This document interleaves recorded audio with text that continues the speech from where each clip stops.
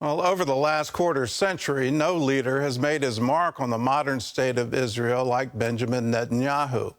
Much has been written over the years about his life and leadership, and now he takes his turn in his new memoir, Bibi, My Story. Chris Mitchell reports. While most of the world may know him as Israel's longest-serving prime minister, Netanyahu expands on his life in Israel, from the early days of independence to its emergence as a global power. He recounts his family's impact on his life, including his father, a world-renowned historian, his Zionist mother, and his older brother Yonatan, who died in the famous Entebbe raid to rescue more than 100 Israeli hostages.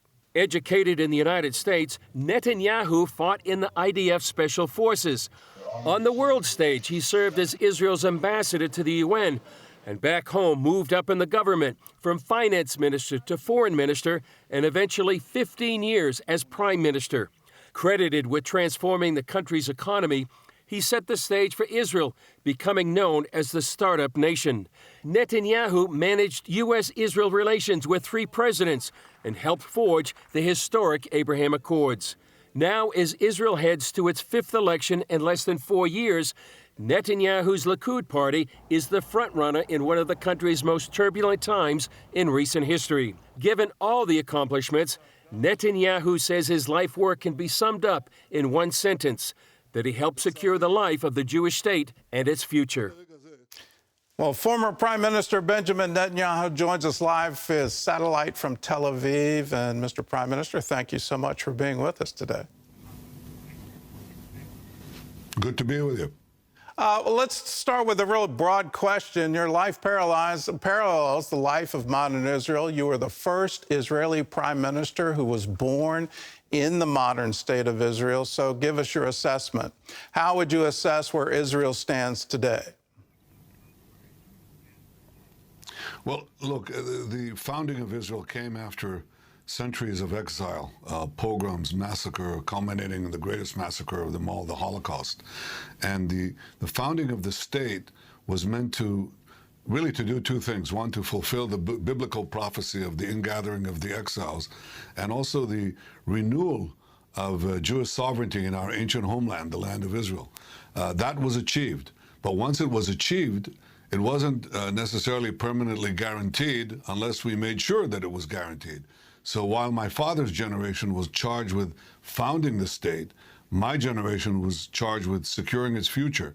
And I devoted my life to make Israel strong economically, strong militarily, strong diplomatically, to be able to create what I call the iron triangle of peace. We're so strong that the Arab countries around us, instead of seeking to destroy us, recognize that we're here to stay. And so one by one, we make peace with them. And we've just made, as you said, the 4 historic Abraham Accords, which I describe in detail how that was achieved with the help of President Trump and his team. And I think that that's the future. Israel, from being a tiny state on the eastern edge of the Mediterranean, is now ranked as the world's 8th power, with 1/10 of 1% of the population. That's not something you can explain away. It's a miracle of faith and fortitude. And I think it's an allegory for all of humanity. This is what a free people with sufficient resolve and faith can achieve. And that's up to everyone to achieve. Yeah, a shining light to all the nations. One of the things I like about your memoir is the detail you go into in terms of the conversations that you've had with world leaders. I just want to focus in on the American conversations. And let's go back in time. Iran is threatening Israel. They seem to constantly do that. You bring it up with President Obama, and here's his quote. Bibi, he said, nobody likes Goliath. I don't want to be an 800-pound gorilla strutting on the world stage. For too long, we acted that way. We need to lead in a different way. What was your response to that quote? What was your response to that? That's a sea change in American foreign policy. What was your response? Well, I was quite surprised, to be frank, and I thought in the Middle East and the world, where you have Iran racing for a nuclear arsenal, terrorism abounding everywhere, and the international order being challenged everywhere. I didn't want to be an 800-pound gorilla. I wanted to be a 1,200-pound gorilla, because I think people respect strength. And I think this was one of the things that I disagreed with President Obama, whom, by the way, I respected. We were both what are called conviction politicians. That is, we are guided by convictions, except our convictions didn't always mesh up. And here they really clashed, because I think Obama believed that peace brings power, and I believe that power brings peace and also maintains peace vis-a-vis non-democratic neighbors. So I thought that we have to make Israel very powerful against Iran as well. He thought that he could manage, he could forestall Iran's quest for nuclear weapons or contain it by a deal which essentially would enable Iran to become a threshold nuclear state. And I thought that would endanger Israel, but it will also endanger the United States, because Iran says Israel is the small Satan, the U.S. is the great Satan. They chant death to Israel and death to the United States. Now, do you want a regime like that to be armed with ballistic missiles, with nuclear warheads that could reach any one of your cities? Of course not. So it was a palpable threat against Israel, but it was also a palpable threat against America and our free civilization. And since Obama disagreed with me on how to oppose this Iranian move, I had no choice but to go to the joint session of Congress, in which I spoke out against this deal. And I was very glad when President Trump decided to abort the deal. The only way you're going to stop Iran from having nuclear weapons is not by this or that agreement. The only way, because they cheat anyway, the only way that you're going to stop them is the combination of crippling sanctions and a strong military option. That's the only way to stop it. And I hope that America will eventually pursue this. But today, you know, everybody can see the true nature of this regime that is subjugating its people, murdering its citizens, killing these women who are protesting for the most basic human rights. I think we cannot allow Iran to have nuclear weapons. And I talk at great length about the operations that I authorized. Not all of them, I can't talk about all of them, but the policy that I engaged in, which was to say, Iran, thou shalt not have nuclear weapons, period. Do you have any hope for the protests currently happening in Iran to actually change the government? Do you see, I know you famously reached out to the people of Iran with a glass of water and say Israel stands with you and can provide you water. Do you see any hope that they can actually change their government? Yes, I do. I actually made some video clips for the Iranian people on a number of occasions, and I was amazed by the enormous number of responses that we got with names, with addresses. And that told me that there is a level of resistance there and frustration there that was not fully understood, and I think that's coming out now. Will that change the regime? Perhaps not right away, but it does open up possibilities for action in the future. I think that to have the radical Islamic regime of Iran committed to the destruction of Israel, the destruction of the United States, the destruction of our common Judeo-Christian civilization, to have them with ballistic missiles and nuclear weapons, I think is a palpable threat to our common future. So I would not hesitate to use whatever means that I could to bring about the end of this regime, because the Iranian people, the brave Iranian people, would like to see that regime that oppresses them removed from the scene. We should help them in every way that we can. Let's turn to some of the entrenched attitudes in the American foreign policy community, whether it's the State Department or the U.S. Senate. There's a quote in your book that I think it really sums it up. It's from then Senator John Kerry. He's with Joe Biden. You're having dinner together in Jerusalem. And here's his quote. "Come on, Bibi. Everybody knows what the solution is. You know what it is. You just have to admit it and get on with the program." I assume he's talking about a two-state solution. Do you ever get frustrated when you talk to Americans, and do you ever just want to shake them and say, "Can you please understand our history? Can you please stop making these stupid comments"? Do you ever get fundamentally offended by what they say? Well, I try to channel my frustration into positive action.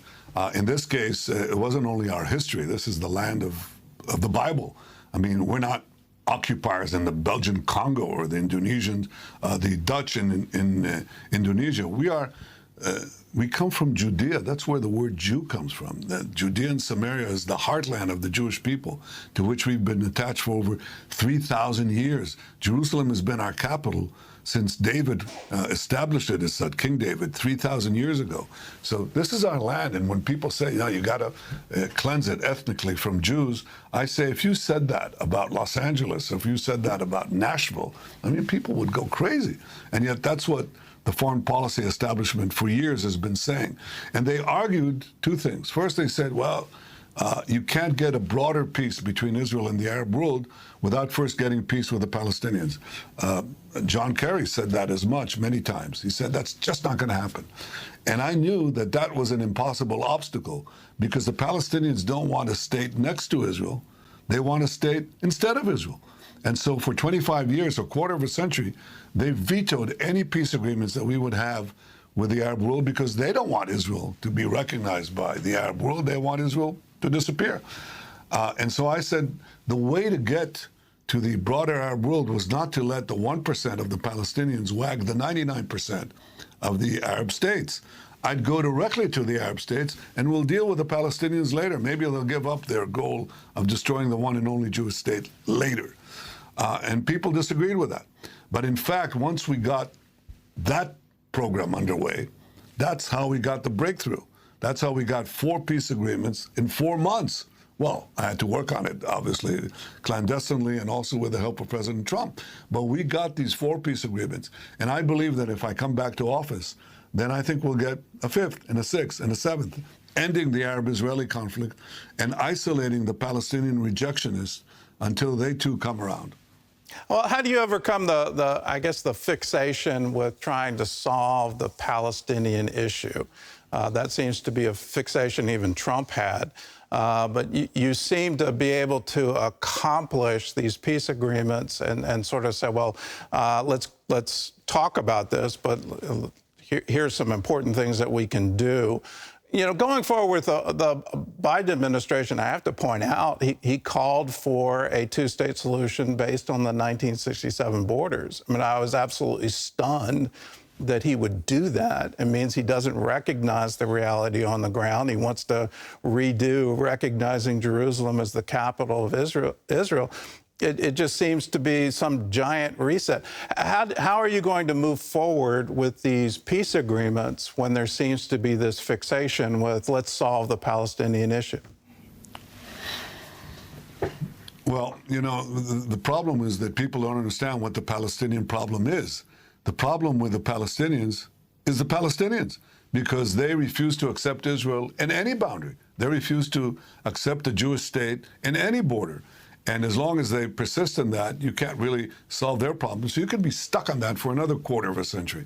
I think I have the capacity to reach out to other Arab countries. I'll reach out, if I'm elected in 2 weeks, to my longtime friend, President Joe Biden, who said just recently on his visit to Israel, he said, Bibi, I love you, but I don't agree with a word you say. And I said, Joe, it's often reciprocated because on this matter, I think that the traditional foreign policy of the United States and other Western countries is just plain wrong. There is a broad peace to be had out there. We just proved it with the Abraham Accords. It can be expanded. It can include all the Arab states that want to live in peace with Israel, that want to enjoy our technology, which is immense and could change the lives of their people for the better, and want to also partner with us against the common threat of Iran. And this opens up just a vast possibility. If you're going to be stuck on the Palestinian rabbit hole, just sink into that rabbit hole, you're not going to get anywhere. So I think that what you do is you focus on results and you plunge ahead. And by the way, that's what I did with the Arab states in 2015 and described this in my book. I went to Congress before President Trump came to office, and I spoke out in a joint session of Congress against the impending Iran deal. And that was a very tough decision to make. I mean, it wasn't easy to do because America, under any president, is our indispensable ally. And to go into the lion's den of the joint session of Congress to challenge a sitting American president, as I did, was no easy matter. But I decided to do it because I knew that the deal with Iran, the nuclear deal, would endanger the survival of my country. The interesting thing was, and I write about this, is that while I was speaking, we got phone calls, my delegation got phone calls from Gulf leaders who were amazed that I was speaking up for what they, were saying in hushed tones and, in the corridors, so to speak. And they said, if your prime minister is willing to stand up to Iran this way, we'd like to meet him. And that led to clandestine meetings and ultimately to the Abraham Accords. So I think you just have to be very firm in your belief, do what you think is right. Politics involves a lot of times compromises, that's natural, but I don't compromise on one thing, on Israel's security and our survival. That's something I stand on. And if need be, I stand alone. But I know we have many, many friends in America and around the world. And by the way, a great majority of them are evangelical and believing Christians, and it's an opportunity to say thank you to all of you. Well, I want to take this opportunity to say thank you. You may have thought you were going into the lion's den in that joint session of Congress, but those lions gave you a standing ovation. And afterwards, I heard from a lot of my friends, could Bibi run for president here in the United States? So congratulations for standing firm. And we're with you, and we're with Israel. And I hope everyone can get a copy of his new memoir. It's called Bibi, My Story. We've just scratched the surface here. If you want an in-depth conversations, all the details of the peace agreements, the Abraham Accords, what David Friedman did, all of these wonderful things that have happened, get the copy of the book. And Mr. Prime Minister, thank you again. And thank you for all that you do. And thank you for standing strong. Thank you.